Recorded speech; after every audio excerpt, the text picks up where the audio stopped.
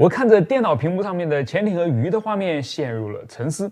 它俩都是水下游的，为啥头长得却完全就不一样呢？到底是潜艇的源头好，还是鱼的尖头好？或者说，这上亿年的自然进化还当不得咱们这几十年的研究来的管用吗？当然不是的啊！咱们今天就来聊一聊。其实潜艇头部形状的演变呢，大概是经历了3个不同的阶段。一开始啊，它其实是长成这个样子，看上去跟一艘船的船头并没有太大区别。为什么呢？很简单啊，因为它大部分时间呢都是浮在水面上的。首先，早期潜艇只有柴电混合这一种动力，在水面上呢能够烧柴油，一旦下潜就只能用电池了。而电池嘛，通常都是撑不了太长时间的，最多让潜艇在水里面憋上个10来个小时就不得了了。这宝贵的10来个小时，那都是一定要留到关键时刻才用的，比方说发动进攻或者是躲避追踪的时候。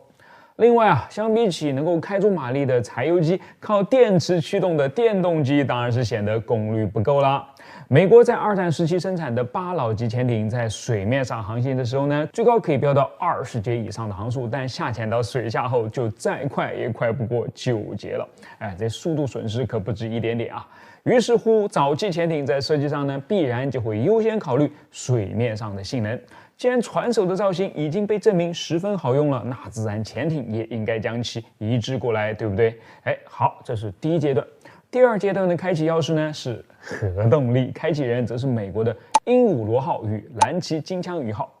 核动力意味着几乎不受限制的航程与几乎不受限制的下潜时间，只要食物、水和氧气的储备足够充足，以及船员们能够 hold 得住就行了。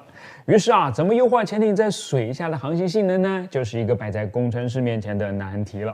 这方面可就没有经验可循了，而且跟现在能够用计算机模拟还不一样，他们那会儿唯一的手段就只有造出实物去试了。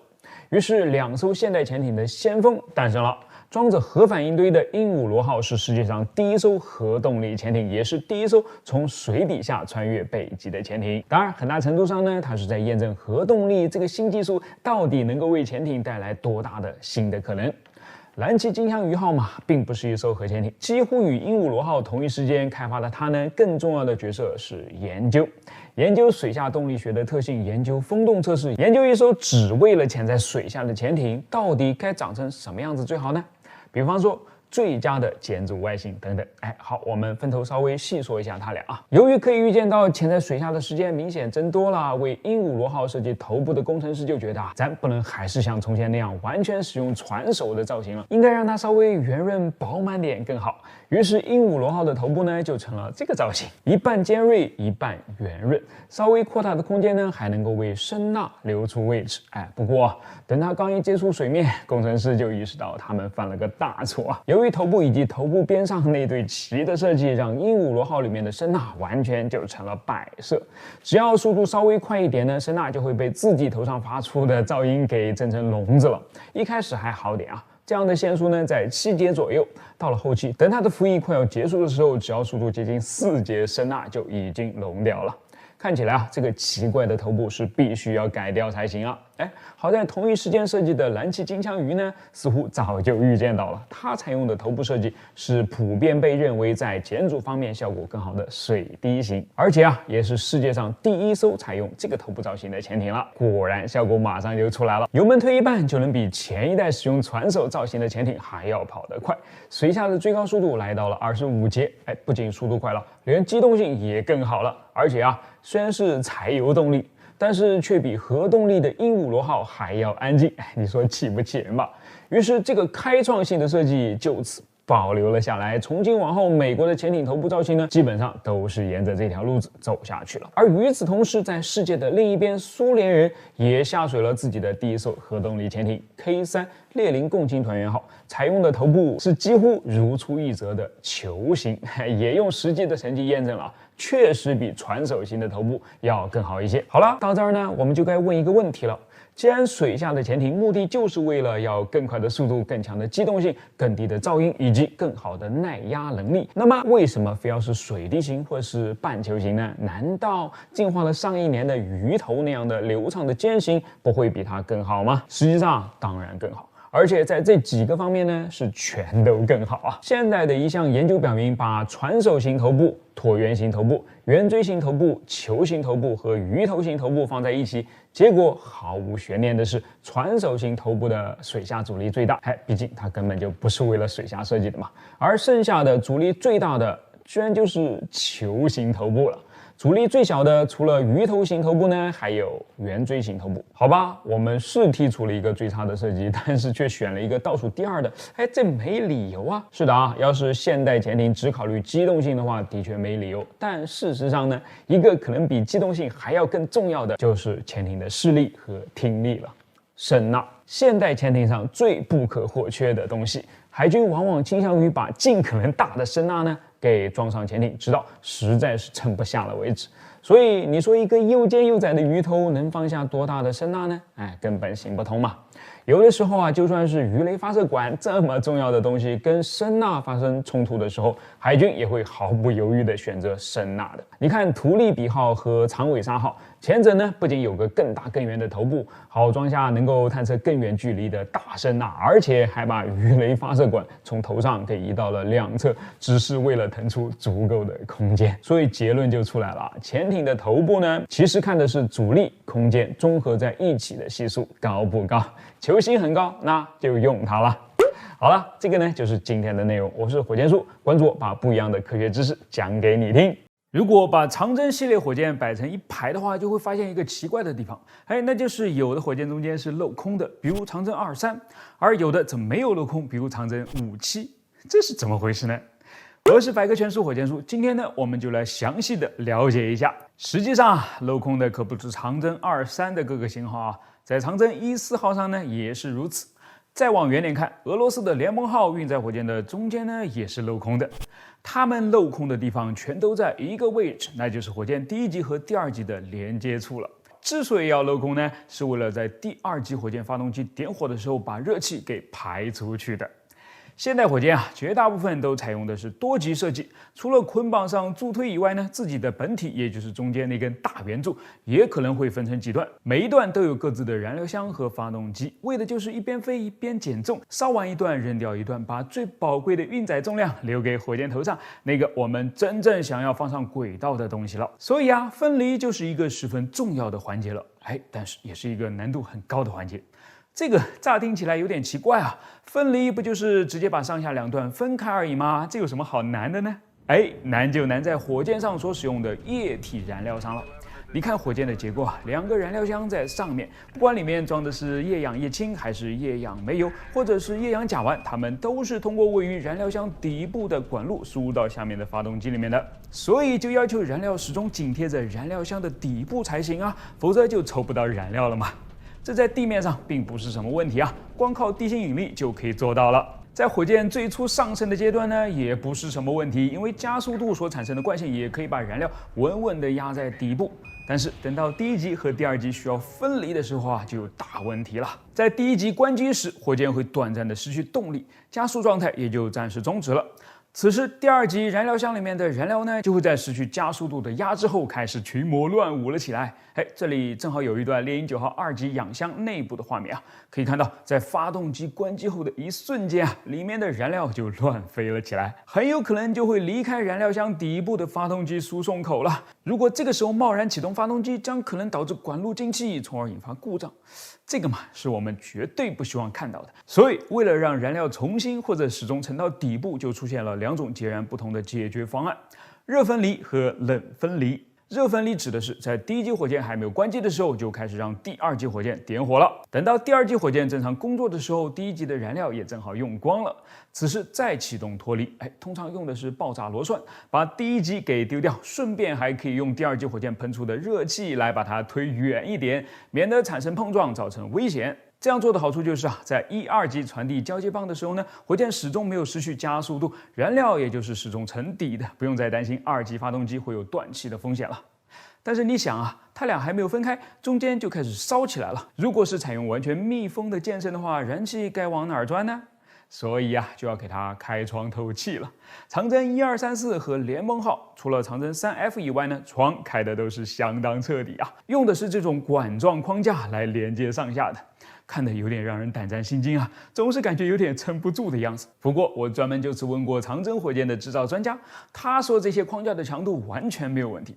实际上，长征5号的助推器就是只用了4个不过手臂粗细的连接螺栓来把数百吨的星级给顶起来的。好了，说过了结构简单这个优点以后呢，再来看看它的缺点是什么。第一，由于第2级喷火的时候，第1级还在下面，为了防止被烧坏呢，就需要做一些特殊的隔热措施才行，这便增加了火箭的整体重量。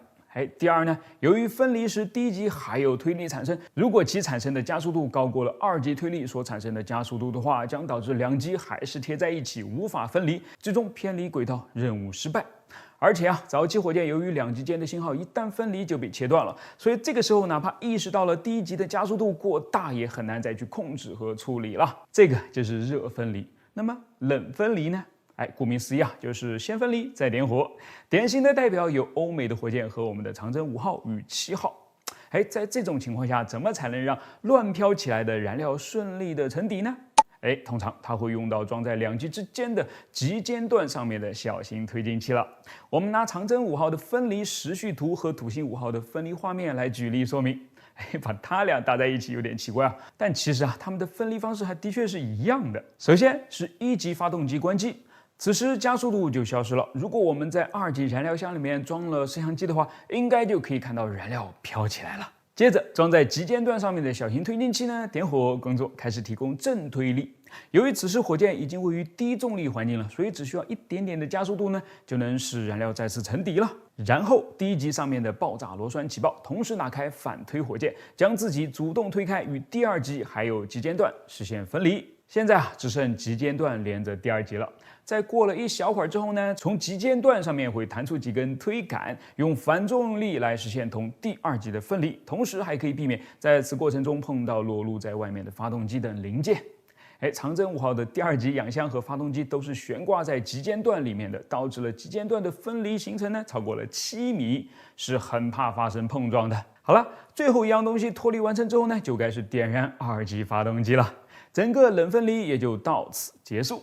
可以看得出来冷分离的过程和步骤相对于热分离复杂了很多，研发和制造难度也会高上很多。但是由于可控的步骤变多了，所以分离的精度自然是提升了，更不容易出现轨道偏移的失误了。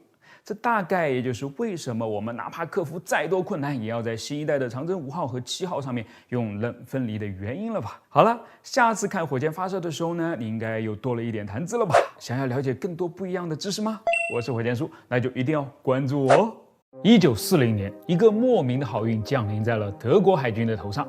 在只花了4天时间就拿下荷兰之后呢，他们缴获到了一样能够改变其命运的秘密武器，不过却又差点与其失之交臂。这个秘密武器是什么？背后又发生了什么样的故事？我是百科全书火箭叔，点下关注，我这就讲给你听。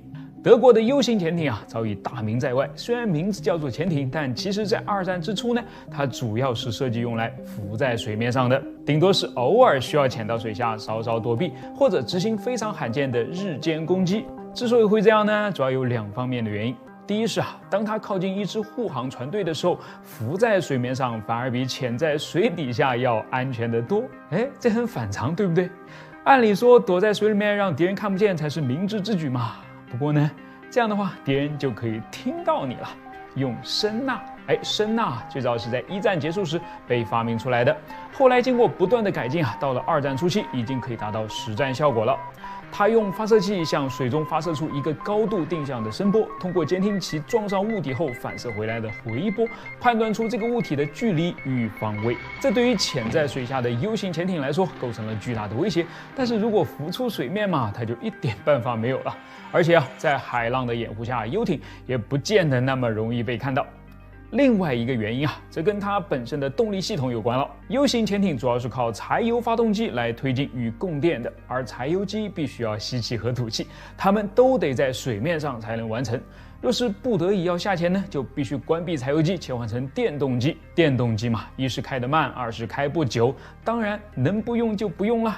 看起来浮在水面上的确是潜艇的最佳策略了，不过只是一时的最佳。随着盟军的新发明不断登场，尤其是水面侦察机的加入，U型潜艇便不得不把更多的时间花在水下了，用不了柴油机就成了一个急需解决的痛点。但是说回来，其实早在1940年，他们就已经手握解决方案了。什么方案？就是荷兰海军从2战前就开始实验的一样东西——通气管。这个名称呢，其实很直白了，就是通过一根长管子把水面上的空气引入到潜艇内，提供给柴油机，使其几乎不受限制的想在水下待多久呢就待多久，比较像我们现在游泳用的浮潜设备，好像没啥技术含量，是不是？缴获了此装置的德国人呢，也是这样想的，完全就不把它当回事，甚至还把3艘荷兰潜艇上原本已经装好的通气管给拆了，你说气不气人？更气人的是有几艘好不容易逃到英国人那边去了，皇家海军一看，耶，这没用的玩意儿是啥？结果也给它拆了。荷兰人就很无奈怎么这白嫖的东西你们都这么不珍惜呢？直到1943年，在盟军的密集反击之下，U型潜艇越来越扛不住了的时候，德国人才想起来，要不咱们试试那个叫做通气管的东西吧。就这样呢，通气管才重获新生，陆续被加装到已经服役了的 U 型潜艇身上了。它们有的长成这样，有的长成这样，还有的呢长成这样，有的装在左舷，有的装在右舷，还有的装在潜望镜后面。有的单纯只是通气，有的还搭上一个雷达。但不管怎么样呢，效果肯定还是显著的，不然德国海军怎么会从1943年开始把通气管装到了共计217艘的 U 型潜艇顶上呢？尽管他们也是有自己的问题的，比方说升起通气管的潜艇最高只能以6节的速度前进，否则就会容易把它折断。比方说长时间潜在水里面会让本就拥挤的潜艇变得更是污秽不堪。比方说一开始技术还不是很成熟的通气管呢，总是倾向于自己就关闭起来了，造成吸不到外面空气的柴油机只好吸里面的空气了，就使得舱内的气压骤降，对艇员的耳膜造成严重的伤害等等这些可见谁说通气管没有技术含量好像没啥技术含量，是不是？好了，这就是今天的内容，相信大家在以后出去游泳浮潜时又多了一个谈资了。我是火箭叔，关注我，把不一样的科学故事讲给你听。地球的质量约为5.965乘以10的24次方公斤，也就是差不多60万亿吨的水平。而太阳嘛，就更了不得了，质量达到了1.989乘以10的30次方公斤，是地球质量的30万倍。它们那么重，究竟是怎么称出来的呢？我是人称百科全书的火箭叔，今天我们就来了解一下，在天文尺度下该怎么称东西。当初曹冲称象的时候呢，没有体积那么大、质量那么好的秤，所以就只能找到船和石头作为中间商，来间接的得到大象的重量。都知道中间商肯定是要吃差价的，所以有一部分重量肯定是被吃掉了。而今天尽管还是没有体积大到能够把地球放上去的秤，但好质量的秤已经有了。所以为地球称重的第一步呢，就是出门买一把你能够找到的最好的秤，然后爬上3楼，双手一放，让它自由下落，记下2个关键数据：下落高度和下落时间。好了，外勤工作就算是结束了，现在就可以回到桌子上做计算题了。伽利略的自由落体公式告诉我们，下落高度等于1/2重力加速度乘以下落时间的平方，即 h 等于1/2 gt 平方。你看，刚才下落高度和下落时间都让你给测出来了，所以就能够计算出你所在地的重力加速度是2h除以 t 平方了。如果不出什么意外的话，这个数字应该是9.8，单位是米每秒平方。你早说原来买个质量好点的秤就是为了摔出一个重力加速度谁不知道它在地球上就是9.8呢？好吧，跟大家开了一个玩笑，当然那个公式可是正确的并且重力加速度确实也是需要用在计算地球的质量上的。对了，地球质量不是乘出来的，而是计算出来的，用的是牛顿的万有引力公式 ，F 等于 G 乘以 m1 乘 m2 除以 r 平方。这里面的 F 呢是2个物体之间相互作用的引力大小， G 是万有引力常数， m1 和 m2 分别是2个物体的质量，r 则是2个物体之间的距离。如果我们把 m1 定义为地球， m2 定义为一个放在地面上的重1公斤的小球的话，就能够很简单的算出地球的质量了，因为 F 就等于9.8。不过在这里它的单位变成了牛每千克。G 万有引力常数，这个在牛顿时代还是一个未知数，但100多年后，英国物理学家亨利·卡文迪许用他那天才般的扭秤实验，得出了非常精确的结果：6.754乘以10的负11次方牛米平方每千克平方，相当的微小，否则现代社会也就不存在单身问题了。然后 r 在这里其实就是地球的半径。这个嘛，早在古希腊时代呢就被人们所了解了，一点也不神秘。只不过今天的数据更加准确而已，平均起来呢就是637万1000米，所以 m1 等于 9.8 r 平方除以 g， 算下来就是我们一开始说的那个数值啦，5.965乘以10的24次方公斤。好了，地球的质量我们已经是知道怎么来的了，那太阳的质量呢，也是用同样的方法算出来的吗？我们来看看啊。万有引力常数有了，太阳的半径通过观察呢，我们也有了，大约是6亿9600万米。重力加速度呢，万有引力公式可以算出来啊，但需要先知道它的质量是多少。这不就是矛盾了吗？想要算质量呢，就要先知道它的重力，而想要知道重力呢，则需要先知道质量。绕了一个圈子，两个都说不关我的事，那关谁的事啊？关开普勒的事了。想要计算出太阳的质量，必须要再加入开普勒公式才行。好了，公式如下啊。其中 m1 还是地球的质量， m2 是太阳的质量，派是圆周率， g 是万有引力常数， r 是地球和太阳之间的间距，也就是地球的轨道半径， p 是地球绕行太阳的轨道周期。所以一通计算之后呢，我们就有了一开始那骇人的太阳质量了，1.989乘以10的30次方公斤，占据了整个太阳系总质量的 99.8%。所以你看，我们完全就可以把公式里面的 m1 地球质量给忽略掉了嘛，它简直太没有存在感了。实际上，在我们对太阳系里面其他天体进行质量计算时，就是这么干的。比方说，木星的质量怎么来的？就是通过观测木卫一艾奥的轨道半径和轨道周期，然后把它们带入上面的这个公式里面计算出来的。当然，其中艾奥的质量直接就被忽略了。通过这个方法，我们不仅可以计算出太阳系内各个天体的质量，也可以计算出太阳系外一些天体的质量。只要是能够看到并测量绕行它的小天体的相关数据就可以了。另外，相互围绕着彼此旋转的双星系统的质量呢，也是可以用这个方法计算出来的。当然，由于两个都是恒星，所以得出来的结果就是它俩加起来的质量，而不是忽略了某个剩下了某个的质量了。好了，说到这儿就只剩下一个问题了。那些既遥远到我们完全观测不到任何绕行它的行星，又不是一个双星系统的恒星，是怎么知道它们的质量的呢？原来是通过它们的光度来判断的。因为每一颗恒星由于质量和所处的阶段不同，所发出来的光的颜色是不同的，从蓝色到红色，这个通过望远镜能够非常容易的观察到。而每一种颜色都对应着每一种温度，每一种温度又对应着每一种光度。拿观测到的某颗恒星的光度跟太阳的光度相比较呢，就能够得出这颗恒星的质量大小了。公式是这样的啊。恒星光度比太阳光度等于恒星质量比太阳质量的 3.5 次方。你听明白了吗？我是火箭叔，关注我，把不一样的科学故事讲给你听。世道没有冬天，这句话对吗？也许很快就不对了，因为下一次的冰河世纪或许正在来临。地球曾经是个大雪球，连今天最热的地方赤道都是一些冰水混合物。24到21亿年前呢，地球遭遇了第一次的大冰期。原本连南北两极都绿意盎然的地球，直接被冻成了一个大冰块。之后的地球啊，就开启了一种全新的模式，冷一会儿，热一会儿。这就是我们现在知道的大冰期和间冰期了。而且我们还知道啊，自从离我们最近的温暖的间冰期开启以后呢，已经过了大约1.1万年。根据以往地球历史的推测，这次的间冰期大约会持续1.5到2万年。这就意味着好日子可能不多了。也许我们的孙子的孙子的孙子的孙子的孙子们又得要重新披上兽皮回到山洞里了。下面我们就来从3个方面了解一下：一、大冰期是如何形成的；二、地球生物如何受此影响，包括我们人类；第三，就是我们目前究竟面对的是什么样的情况。先来说第一点啊，为什么会有大冰期？换句话说，就是为什么地球会忽冷忽热呢？想都不用想，这肯定跟太阳有关系，因为地球上面的光和热都是由太阳带来的。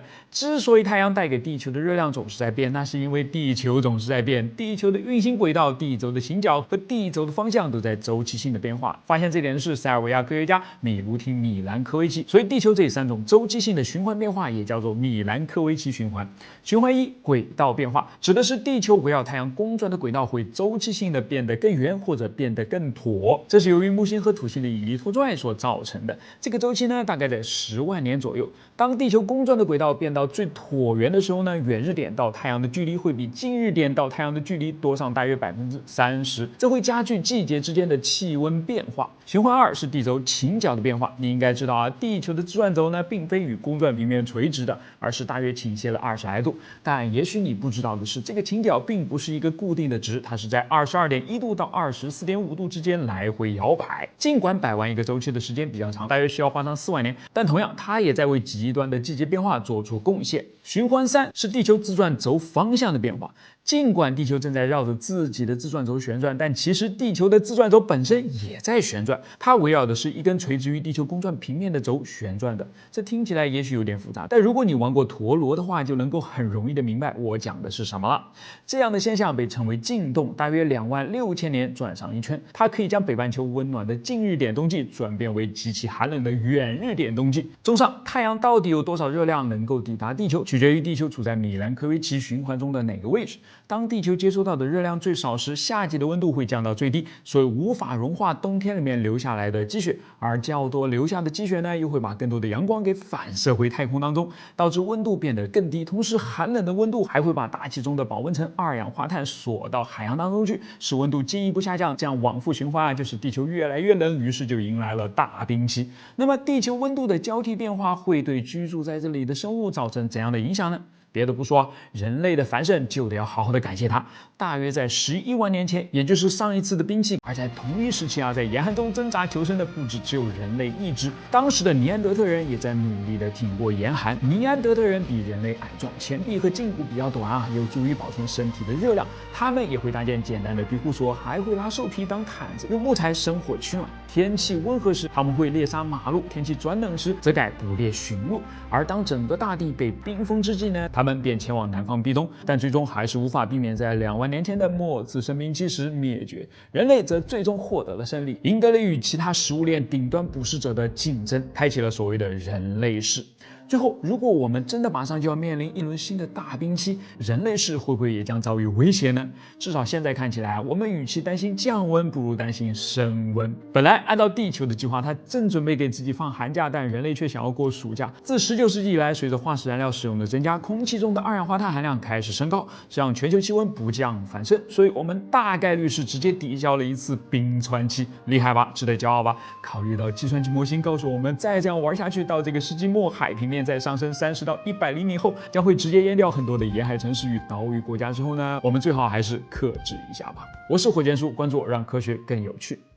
二战空中是各种王牌战机的秀场，英国的喷火，美国的地狱猫，德国的 BF109，日本的零式，当然还有其他很多。不过你有没有发现一个规律？那就是在太平洋上空飞行的飞机和在欧洲上空飞行的飞机是明显不同的。最大的区别体现在它们的鼻子上。太平洋战机有着短而平的鼻子，但欧洲战机呢，鼻子通常又尖又长。为什么？最直接的答案在于它们所用的发动机是不一样的。短平鼻子的战斗机，比如 F6F 地狱猫零式，所用的发动机呢是气缸围绕着中心曲轴，像自行车辐条一样径向排列的新型发动机。由于可以把气缸尽可能的放在一个平面上最多就2个吧，就能利用吹过来的风呢，直接把热量给带走了，省去了额外的降温手段，简单方便啊。但是径向排列的气缸本身就增加了发动机正面的直径，再加上这个正面呢，还得是需要直接迎着风使劲吹的。你能把它给罩上吗？不能嘛，所以便呈现出一种又短又平的外观了。而长尖鼻子的战斗机，比如喷火、野马和 BF109， 它们用的是将气缸分为2列，从前到后斜着插在中心曲轴两边的微型发动机，所以正面不大，更多的体积呢体现在侧面，当然就显得长了。而且它用的也不是风能，因为很难用得上嘛，而是水冷。主动的水冷，使用冷却液在发动机和散热剂之间不断的循环来带走热量，所以把发动机罩在一个更加平滑的空间里面，不用担心这里缺风，还能因此而提高气动性能，是更为有利的选择了。于是鼻子就尖了。不过我们是不是还得往深里面再多问几句呢？为什么太平洋战区的飞机更喜欢用风冷而不是水冷？反过来也一样，为什么欧洲战区的飞机更喜欢用水冷而不是风冷呢？是性能上面的差别吗？这2种发动机在设计上呢都是非常出色的，也都能提供出强大的动力，所以选哪个其实区别都不大啊，它们应该不是主要的原因了。那主要原因是啥呢？总结下来大概有这么几方面啊。首先一个是战斗的可靠性，新型战斗机以其超级能抗造而闻名，即使在战斗中有个别气缸遭到了破坏，也能够继续保持运行，只不过呢损失了一些功率而已。而且它散热靠风，灭火也能靠风啊，所以就不太容易让发动机整体过热之后宕机。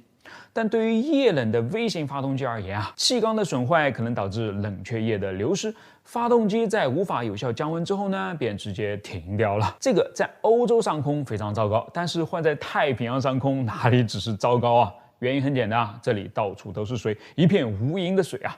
太平洋空战的特点是需要长时间的在海面上飞行，无论是战斗还是巡逻，无论往返的是基地还是航母，所以那该死的发动机绝对是不能停的啊。但换一个场景，情况就变得有点不一样了。如果喷火在英格兰上空失去了动力，它就不会那么焦虑啊。滑翔和跳伞都是可选项，而且大概率呢还能够在安全落地后赶回家喝口鸭精茶。太平洋呢，你能把飞机滑翔到哪儿去，又能跳伞飘到哪儿去呢？哪儿都是空旷的海面啊，没有茶只有水，不是喝而是灌了。其次，简单。新型发动机在设计上往往比微型发动机要简单得多啊，而就是这个简单呢，在这儿也起了决定性的作用了。相比起欧洲战场优质充足的后勤保障与维修设施，太平洋的岛屿上和航母上条件那叫惨不忍睹啊！酷热的气候、缺乏的补给、简陋的设施，还有热带的蚊虫。得了，你不要给我搞什么复杂的发动机啊，越简单越可靠，越快能够修得好就可以了。看起来除了新型发动机还有的选吗？不过话说回来，既然新型在这儿有优势，那在欧洲上空不该也有优势吗？为什么就用的不多了呢？一个是我们刚才说的，由于设施完善，他们对于易于维护的渴望程度就没有那么高。二是微型发动机的供应量它很充足啊，不用不也是浪费吗？喷火和野马用的都是罗罗的梅林发动机，原本呢它就是作为一款赛车引擎设计的，早就已经生产出了很多只需要稍微改动就能装上飞机了，不比你重新设计生产新型发动机来的多快好省吗？而且它们的确也更加容易塞进更小巧的机身当中啊，使战斗机也变得更加小巧、更加流线。这个呢肯定会带来一定的空中优势的。最后还跟平台有关啊。太平洋上的战斗机很多都是舰载机，你说是扁而短的飞机好放，还是长而尖的飞机好放呢？答案很明显吧，而且海军大概也并不喜欢损坏的微型发动机将冷却液流出来，把甲板搞得又湿又滑了吧。好了，以上呢就是我能够想到的几个原因。当然，新型和微型发动机各自还有很多不同的特点，欢迎大家留言来帮我补充啊。我是火箭叔，关注我，把不一样的科学知识讲给你听。航母上面的蒸汽弹射器怎么做到又开槽还密封的呢？昨天我发了一个关于航母弹射器发展历史的视频啊，很多留言都指向了如上所述的同样一个疑问，正好它也是我的疑问，所以我当然是要帮大家弄明白的啦。看好了，现在它来了，怎么样，是不是更晕了？所以这哪是我的风格嘛？我呢自然是要用 3D 打印了出来，然后把模型拿在手上给你解释清楚了。当当当，这个才是真的来了啊！这个呢是弹射器的气缸。当然受限于我的 3D 打印机的尺寸啊，我只能从中间截这么一小节给你演示。你看啊，从头到尾这上面都是开了一道槽的。实际弹射器的气缸呢也是这样的嘛。之所以要开槽，是需要让在里面运动的活塞能够连着外面的滑块，这样才能够将活塞的运动传递给舰载机嘛。好，这个呢是弹射器活塞模块的其中一部分。这个地方其实呢应该是冲着前面的啊。但是我先反过来让它对着后面好演示一下。你看，活塞进入气缸以后，理论上就会被后面的高压蒸汽推着往前快速跑嘛。但是由于上面有道槽，这个活塞后面的蒸汽一看，哟，不是还有一个更轻松的出口可以挤出去吗？那干嘛还费劲巴拉的推着前面的活塞跑呢？所以在这种情况下，活塞根本就是动不了的嘛。那怎么办？只能给它加个盖子，把上面的缝给盖起来密封呗。但是又不能直接贴着这根槽来装盖子，因为你要让这个东西伸出气缸去连接飞机挂钩的模块能够真的伸得出去才行嘛。于是气缸盖就长成这个样子了。现在我把整个模型组装一下啊。你看弹射器的活塞呢是这个样子的，中间的结构我尽量做了简化但是主要功能都在啊。这个地方前面呢应该还有一个尖锥状的头部的，就像我在模型里面已经做出来了的这样。至于它是干什么的，就留给朋友们帮我来补充了啊。好，咱们把这个东西呢插到气缸里面去。你看有2个头子会从气缸缝里面呢伸出来，一个就是这个橙色的飞机挂钩连接组件了。对了，其实蒸汽弹射器为了更有劲，是2个气缸这么并列着放置的，所以旁边还有一个跟它像是镜像了一样的东西伸出来，共同组成一个倒梯状的结构的梯子的那一横，然后梯子的一竖呢伸出去挂飞机了。另一个伸出来的是什么呢？是活塞尾部的密封装置啦，它的形状基本上就是气缸盖子的截面的形状了。接着咱们把气缸盖给装上。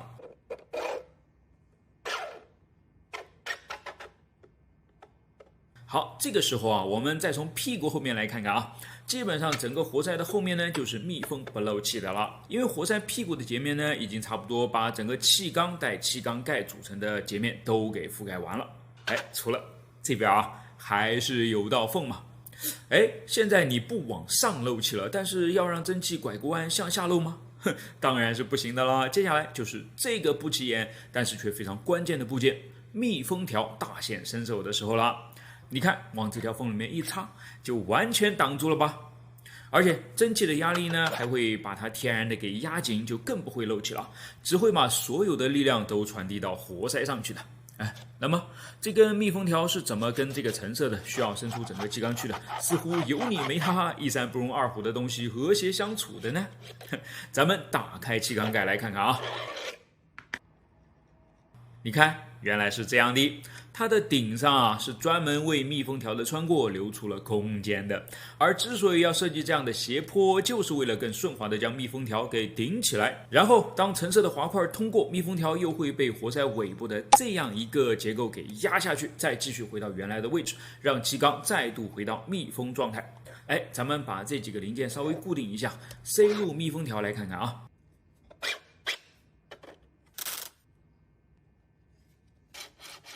你看，这是从后面看的状态，完全密封。然后你看，这是前面的状态，密封条被顶起来了，从而允许了一个伸在气缸外面的结构的顺利通过。是不是非常聪明啊？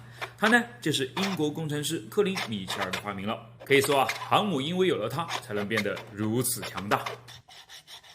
这个世界上最奇葩的铁路建设工程是哪个呢？就是刚刚才开通的中老铁路了。因为普通的铁路建设顶多面对的是穷山恶水，但这条铁路还要面临着无数的炸弹。1963年到1974年啊，为了切断胡志明小道，美军在老挝的土地上总共倾泻下了270万吨的弹药。对彼时只有210万人口的老挝来说呢，就是人均得要消化掉1吨多。这可是炸弹啊，你受得了吗？9年时间里面，美军总共轰炸了58000多次，平均每8分钟就会来一次。太阳用8分钟给世界带来光明，但美军则用8分钟给老挝带来黑暗。而且啊，这样的黑暗一直还在持续呢。各种统计和分析显示啊，在当时扔下的270万吨炸弹当中，至少有30%是没有爆炸的，也就是大约80万吨成为了所谓的 UXO Unexploded Ordnance 未爆炸弹药，散落在乡野山间，持续威胁着老挝的平民百姓，当然也威胁着中老铁路的建设和我们的元老工程建设人员了。于是啊，一支史上最奇葩的铁路建设队伍就此诞生了。拆弹部队和施工团队并驾齐驱，一边拆弹一边建设，用中国的大义解封美国的不义。好了，说到这儿，难免会让我产生一个疑问啊，为什么会有超过30%的炸弹在扔下后不当场爆炸呢？是质量问题还是故意为之呢？你先来猜猜啊。好了，公布答案。首先，这些未爆炸弹药基本上都是集束子弹药，它的不爆率呢本来就很高。其次啊，老挝的地形地质过于松软，给了子弹药的碰撞引性足够的缓冲，使不爆率进一步加剧。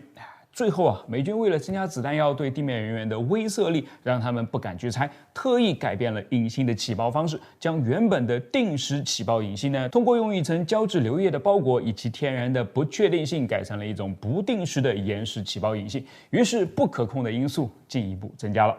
所以它既是质量问题，也是故意为之的。集束炸弹啊，本来就是个六亲不认的可怕武器嘛。它将子弹药装填在布撒器当中，专门用来对付集群目标。步撒器呢，一般是一个跟普通炸弹大小相当的弹体，里面可以装上数百个这样的子弹药，借由空投后在空中分解，把它们散布到一个广阔的区域，实施面杀伤。从天而降的弹雨，就问谁不怕吧？不过呢，由于集束子弹药的数量非常庞大，不管是在生产、运输还是投掷的过程当中，都会很容易相互影响，增加失败的概率。于是就造就了它的一个天生缺陷。超高的不爆率，几乎有1/3的子弹药是爆不了的，而且大家都是如此啊！即便是当前先进的美军，也最低才能做到15%到25%的水平。那好，既然大家都明知有很多的子弹药被扔下去之后是爆不了的，它就必然会留下后患，该怎么做呢？早期的集束子弹药呢，的确是考虑过这个问题的，它们被设置了定时自毁装置。其效果不是让它在一定时间后炸掉啊，而是让它在一定时间后成为哑弹，永远也炸不了了。但是这个装置远没有设计的那么可靠，可能很多子弹药的自毁装置啊，在还没有落地之前，就由于相互之间的碰撞失效了，而且来到地面上之后呢，它没有炸，也不会在它的表面上显示出一行我已失效的提示。你是把它不当成威胁呢，还是当个威胁呢？所以还是一样的危险嘛。既然如此，有它何用呢？所以很快也就被弃用了。然而，另外一个也是出于安全性考虑的指标，却并没有被丢掉，反而还在不断的得到强化。那就是在扔之前啊，可千千万万不能在飞机的肚子里面炸了呀！哪怕稍微牺牲一点点不爆率都是可以的。于是，一来一回，让掉在地面上的子弹药呢，就更加危险了。最讽刺的是啊，它不仅对被集束炸弹攻击的一方非常危险，对使用集束炸弹的一方也同样危险啊！海湾战争当中，以美国为首的多国部队呢，向伊拉克投下了大约61000枚的集束炸弹，其中包含了超过2000万枚的子弹药，有很多呢就是没有炸的。当他们自己需要经过这些被集束炸弹轰炸过的区域时呢，就必须要经过严格的工兵作业后才能行动，等于是自己给自己埋了很多的雷，帮敌人争取了时间和空间嘛。偷鸡不成反蚀一把米，搞得自己人有很多都是踩上了这样的未爆炸弹药而伤亡的。你看啊，给平民带来无以复加的伤害，给自己造成噩梦一般的麻烦，还会落下一个不人道的坏名，这个东西大家觉得该不该禁用呢？我是火箭叔，记得关注、点赞和评论哦，咱们下期见。